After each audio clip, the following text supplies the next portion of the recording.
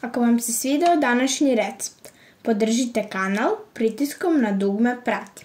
Podelite video sa prijateljima i rodbinom. Pritisnite zvonce, a u padajućem meniju izaberite sve, kako ne bi propustili sljedeći recept. Hvala vam na pažnji i vidimo se uskoro.